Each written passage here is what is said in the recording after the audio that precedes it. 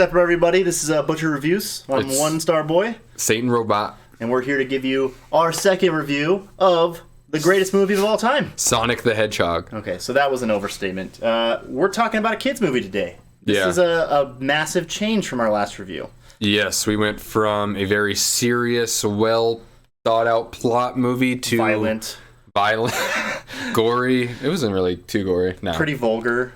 But so Sonic the Hedgehog is a children's movie. I didn't know this going in. I didn't either.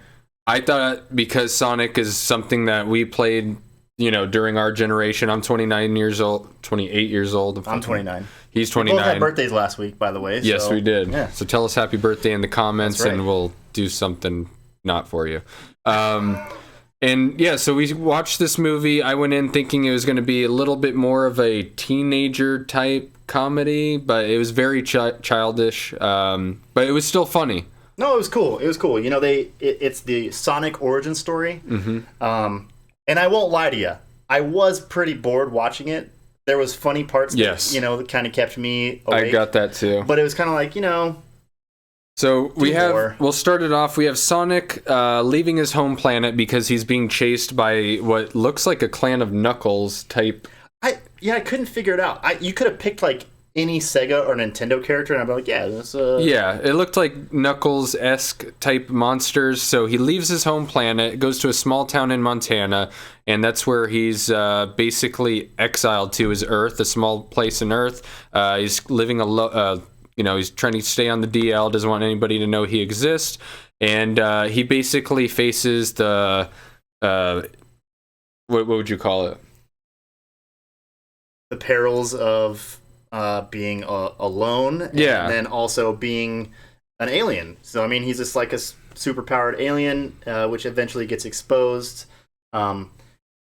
The co-cast in this film, he is not the actor that voice acts Sonic is not a big guy. He's kind of your Saturday morning cartoon guy. Yeah, he hasn't been in anything relevant. He's across from James Marsden, who does great in everything he's in, but he's kind of like a TV show actor as well. And then, of course, you get the wonderful Jim Carrey as the villain in Dr. Robotnik. Yeah, so the main characters are Sonic, the cop that basically partners up with Sonic, and then Dr. Robotnik. So once Sonic basically gives himself away, Dr. Robotnik is on his tail, and that's essentially where the movie picks up, is you have Sonic running away from Dr. Robotnik, and that's where the movie really takes place the entire time. The meat and potatoes there is that portion. So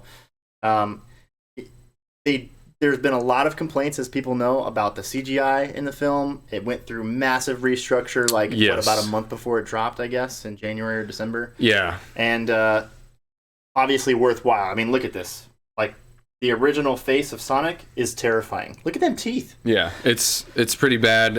For what they had to deal with and getting it to be changed last minute, they did a great job. They did. But yeah, CGI is pretty low quality. I wouldn't say it's low quality, it's mediocre. Yeah, I mean, it's what we got in like the late 2000s out of good blockbuster films, right? Exactly. So it's kind of mediocre, but it doesn't take away from the movie much.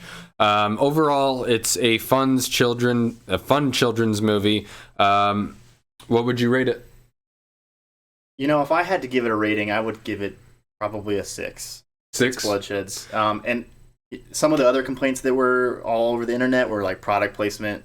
And people complaining about Olive Garden, which doesn't appeal to international audiences because it doesn't exist outside of the U.S. There was some very heavily sponsored product placements in this movie. It wasn't awful, though. I don't think it was as bad as it wasn't awful, but the first one, which was Zillow.com, that was bad. It was pretty fucking... it was pretty bad. Hey, honey, I looked at apartments on Zillow.com. They have the laptop with the product placement. It's pretty ridiculous, but, I mean, it didn't take anything away from the movie. It's a fucking kids movie, so I didn't give a shit. Also, never moved to San Francisco, because a place they were looking at was $4,600 a month.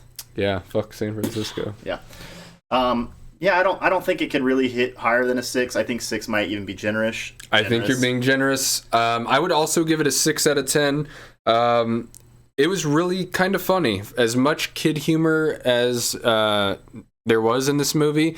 Jim Carrey, honestly, anytime the camera was on him, was awesome. He was hilarious. This was a blast from his past. Yeah. He really recalled like some of the best acting of his career and added in like the element. You know what it makes me think of is The Mask. He's a little crazy, a little like, malevolent, I guess. Yeah. And, the ending is really, and we won't spoil it for you, but the ending is what makes me actually want to see a sequel. Yeah, there is a cameo at the end that makes you kind of hope there's a sequel, because it just seemed like it could go somewhere. But overall, it was a 6 out of 10 movie. It's probably a 8 out of 10 movie if you have kids, and the kids would love it. The kids are probably 10 out of 10. There's kids doing the stupid little Fortnite dance afterwards, so they liked it. Yeah, I mean, this is the biggest video game movie opening ever. Somehow this was the biggest video game movie opening ever. The draw of kids, I guess that's what it'll Kids are stupid. Yeah, kids suck. But this was Butchered Review's second review. Would you recommend people see this? I would say wait till it comes out to Blockbuster. Yeah. I mean, if you got money, you could go ahead and see it in theaters, but yeah, it's definitely not something you need to see in theaters. No. You're not missing out on too much. It'll be on Netflix. If you're a big Sonic fan, maybe you'll like it. Yeah, maybe so. Until next time, though. Until next time. I'm One Star Boy. Satan Robot. Have a good one, guys. Fucking like, subscribe, and comment on this video.